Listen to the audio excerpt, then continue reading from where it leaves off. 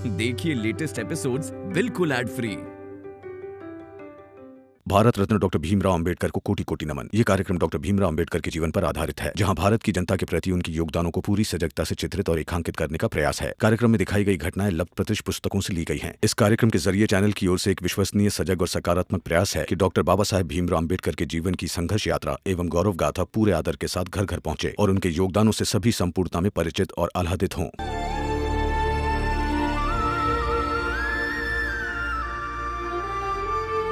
बहुत बड़ी गलती कर दी हमने यहाँ आकर। अब तो वापस लौटने के लिए पैसे भी नहीं है। 4 बार भागने की कोशिश की मैंने, लेकिन भाग नहीं पाया, नहीं भाग पाया। प्रमोद, नहीं करना हमें काम, कुछ भी करके हमें वापस बम्बई ले चलिए। वही हमारी जिंदगी सही थी। अरे हम तो वही पैसा कमा कर सबका उधारी दे देंगे, मजदूरी कर लेंगे। अपना देश तो है, इस पराई देश में आकर तो ऐसा लग रहा है जैसे हम जेल में रह रहे हैं।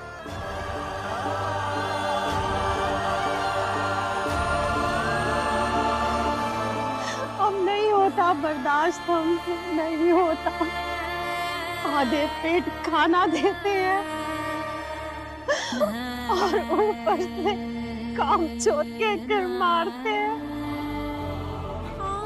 हम नहीं रह सकते। ले चलिए रूखी सूखी खाए के ठंडा पानी पी, देख पराई झोपड़ी मत ललचावे जी।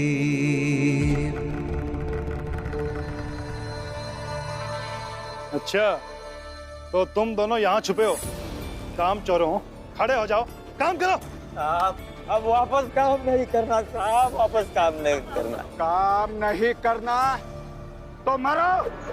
साहब मारो, साहब हम मारो, साहब मारो, साहब मारो, साहब मारो।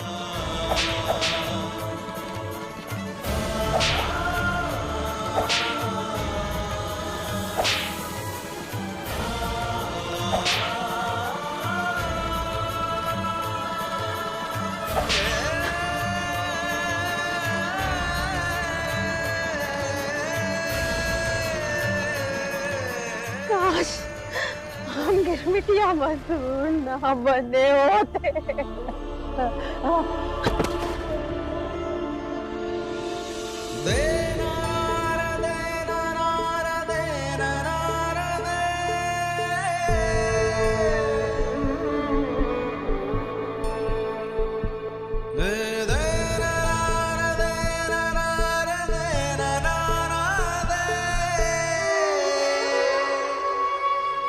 माया मोई न मनुआ, मरी मरी गया शरीर। आशा तृष्णा न मोई, यो कह गए कबीर, यो कह गए कबीर। तारा दे रे ना दे ना दे ना, तारा दे रे ना दे ना दे ना।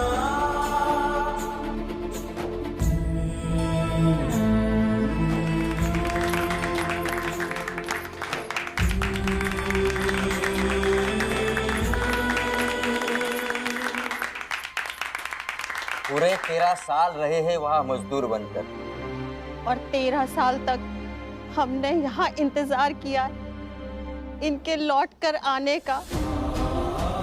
इन्होंने 9.5 साल तक तो रोज मिन्नतें करी मालिक से घर जाने के लिए, लेकिन उन्होंने कुछ सुना ही नहीं। फिर बड़ी मुश्किल से 13 साल के बाद वापस घर आने दिया। लेकिन वापस आने के लिए मेरे पास पैसे थे ही कहाँ। फिर एक जहाज मालिक के यहाँ नौकरी की, 3.5 साल तक वहाँ काम किया, और उस मेहनताना के बदले उस भले इंसान ने मुझे मुफ्त में एक जहाज में बिठाकर यहाँ बंबई पहुंचा दिया, और मैं बच गया। और मैं बच गई विधवा होने से।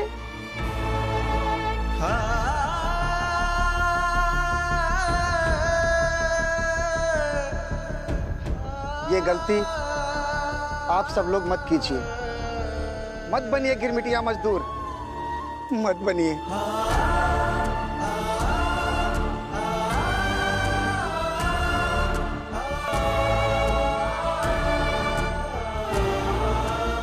भीमराव और रमा हमें यहाँ ढूंढ कर लाए ताकि हम आप लोगों को वहाँ का सच दिखा सके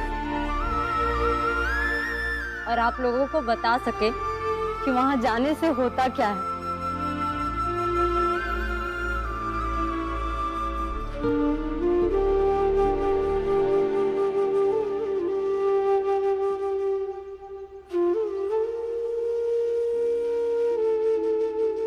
आप सबका बहुत बहुत धन्यवाद।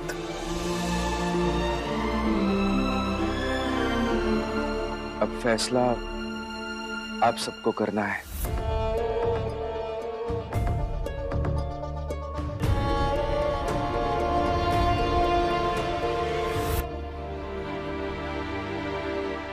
यहाँ जो भी लोग नाटक देखने आए हैं उनका बहुत बहुत धन्यवाद।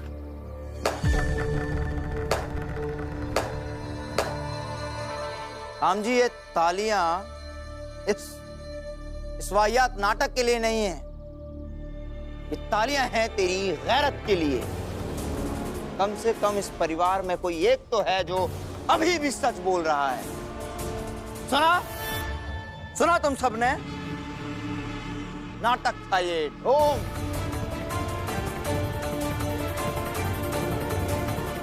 अगर ये भीमराव, ये रमाबाई ऐसे 2, 4, 10 लोगों को ला सकते हैं जिनके साथ बुरा हुआ है, तो मैं ऐसे 20 लोगों को ला सकता हूं जिनका गिरमिटिया जीवन बहुत अच्छा बीता है।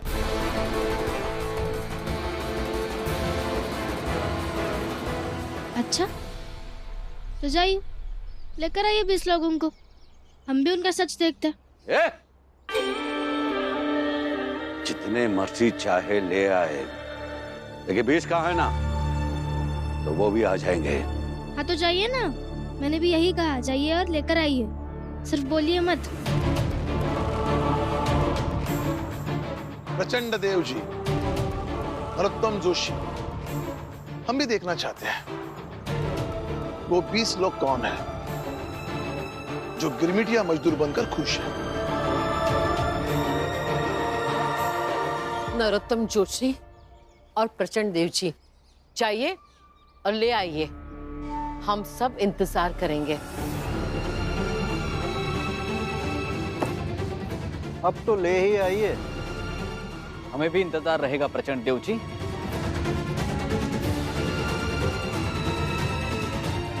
और वो 20 लोग यहाँ खड़े रहकर तो नहीं आएंगे, उसके लिए जाना होगा। जाइए।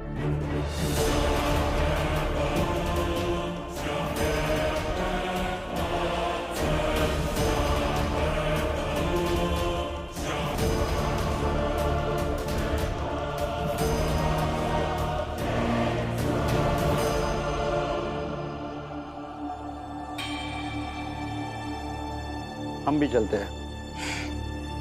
सर, आप दोनों का बहुत बहुत धन्यवाद।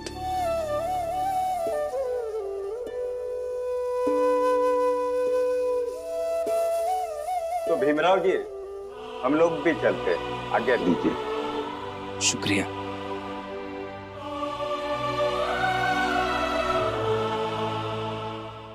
माखी गुड़ में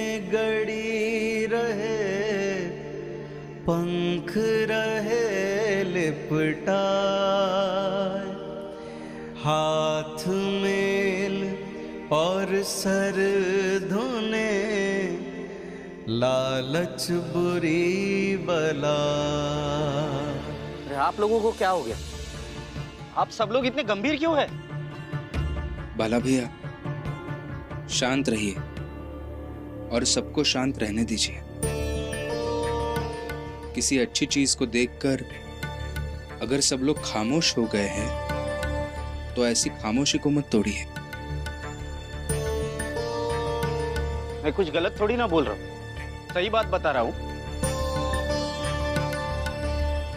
कृपा करके आप अभी कुछ मत बोलिए। आपको विदेश जाना है ना, चले जाइएगा, मैं भी आपके साथ ही चलूंगी। पर अभी इन लोग को सोचने दीजिए और इन्हें इनका फैसला खुद करने दीजिए।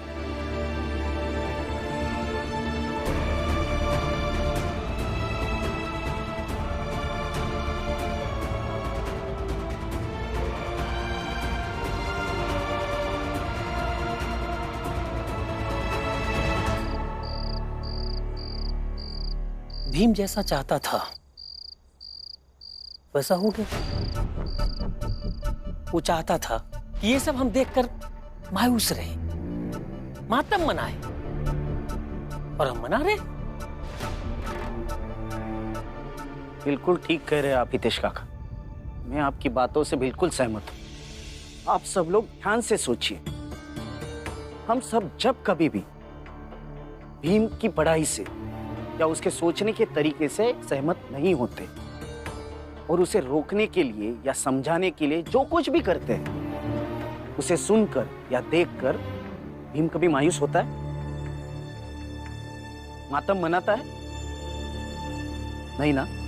तो हमें भी नहीं मनाना चाहिए। और इस वक्त हमें उसकी बातों पर ज्यादा ध्यान नहीं देना चाहिए।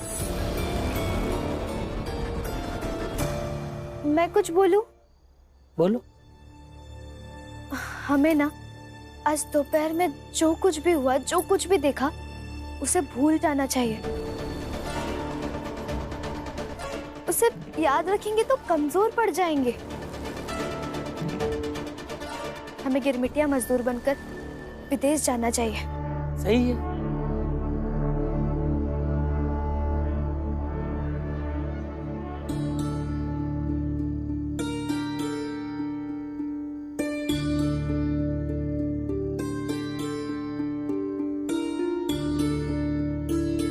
पता नहीं आज जो नाटक इन सबके सामने प्रस्तुत हुआ है, उसका कितना असर हुआ होगा इन लोगों पर। पता नहीं रमा, लेकिन इससे ज्यादा हमारे हाथ में कुछ और है भी तो नहीं। ये इतना तामझाम, ये नौटंकी करने का क्या फायदा हुआ? वो लक्ष्मी तो अभी भी कह रही है कि चलना चाहिए हमें। अरे घर की बहू को नहीं समझा पाया जो इतनी कदर करती है उस भीम और रमा की, तो ये बाहर वाले चाल वाले क्या सुनेंगे?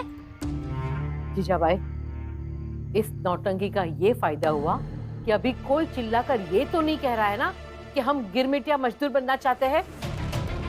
कहना क्या है, सबका सामान बंधा हुआ है, कल सुबह हो जाएगी, कोर्ट का फैसला आ जाएगा और सब अपने अपने रास्ते चले जाएंगे। वहां जाना इतना आसान नहीं होगा। आप तो आपकी ख्याली बातें है ना अपने पास ही रखिए। अरे अब तक कोई जाने के खिलाफ नहीं हुआ तो अब क्या होंगे? जीजाबाई, व्यक्ति जब शांत होता है तभी तो वो सही फैसले ले सकता है। अभी सब लोग शांत है तो गुंजाइश ज्यादा है कि वो सही फैसले ले ले। आप अपने बेटे के जीतने की उम्मीद नहीं छोड़ सकते कभी। हाँ, कभी मत छोड़िए। मैंने तुम्हें अभी अभी कहा ना कि शांत रहने से सही फैसले लिए जाते हैं, तो थोड़ा सा शांत रहो। क्या पता तुम भी कुछ सही फैसले अपने लिए, अपने जीवन के लिए इस परिवार के लिए ले लो। मेरे फैसले हमेशा सही ही होते हैं।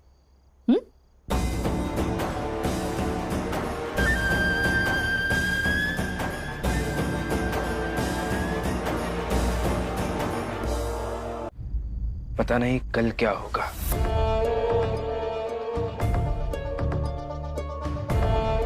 अगर नहीं गए तो आपने बचा लिया, और अगर चले गए उन्हें जीवन भर याद रहेगा कि आपने इन्हें रोका था। और आपको दोनों ही अवस्था में संतोष करना चाहिए।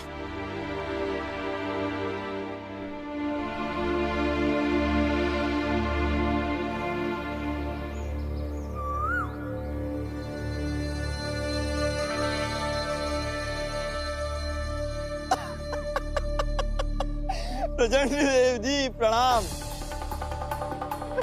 आज कितना शुभ दिन है। आज के दिन के बाद सारी स्थिति पलट जाएगी।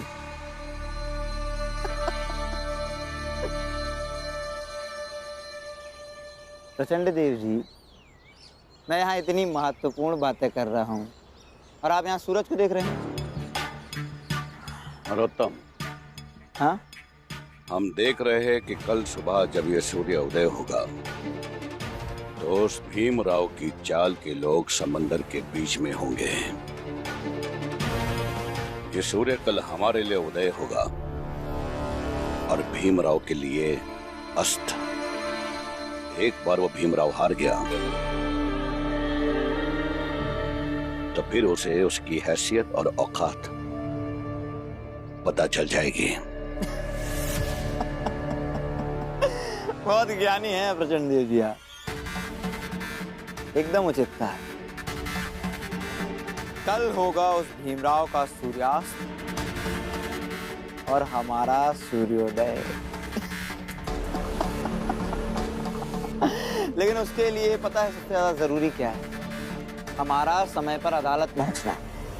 तभी तो हमारे पक्ष में फैसला आएगा। और एक बार फैसला हमारे पक्ष में आ गया ना तो घसीट कर लेकर जाऊंगा भीम के चौल वालों को, वाला की पत्नी को, लक्ष्मी को, सबको घसीट कर लेकर जाऊंगा जहाज पर। एक एक को घसीट कर ले आना, मजा आएगा। सर, मैं मेरी तरफ से जितना भी कर सकता था वो मैंने किया। आपकी तरफ से कानूनी रूप में जो कर सकते हैं वो अभी आप अदालत में करेंगे ही। फिर भी देखते हैं कि क्या नतीजा निकल कर आता है। बिल्कुल सही नतीजा निकलेगा भीमराव।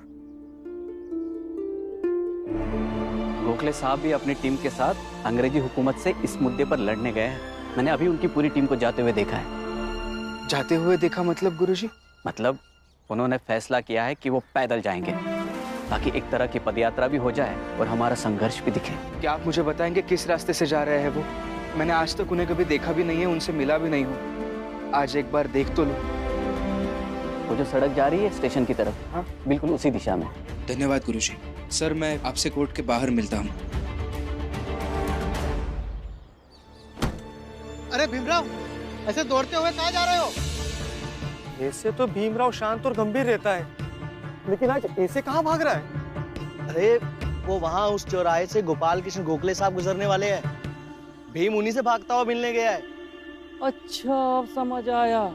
सुना है कि भीम गिरमिटिया मजदूरों के खिलाफ अपनी चाल में लड़ाई लड़ रहा है और वो गोखले साहब से मदद की उम्मीद भी किए हुए है। सही भी है।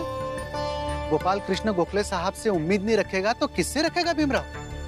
और भाऊ, हमको तो लगता है कि आज की तारीख में हम भारतीयों की आवाज अगर अंग्रेजी सरकार तक कोई पहुंचा सकता है तो वो है गांधी जी और गोखले साहब।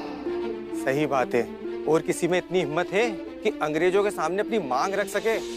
देख लेना, हमारा देश जब भी आजाद होगा ना, उसकी आजादी में गोखले साहब का योगदान गिना जाएगा। अरे हम तो हमारी आंखों के सामने संघर्षों को देख रहे हैं।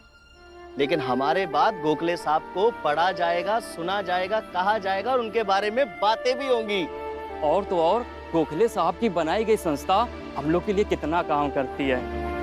हम गरीब मजदूर शोषित लोगों के लिए तो वो मसीहा है, मसीहा। हमने भी गोखले साहब का भाषण सुना था। अरे क्या बोल रहे थे वो। अरे वो बोल रहे थे और लोग खड़े खड़े चिल्ला रहे थे, गोखले साहब जिंदाबाद, गोखले साहब जिंदाबाद, गोखले साहब जिंदाबाद, गोखले साहब जिंदाबाद, गोखले साहब जिंदाबाद।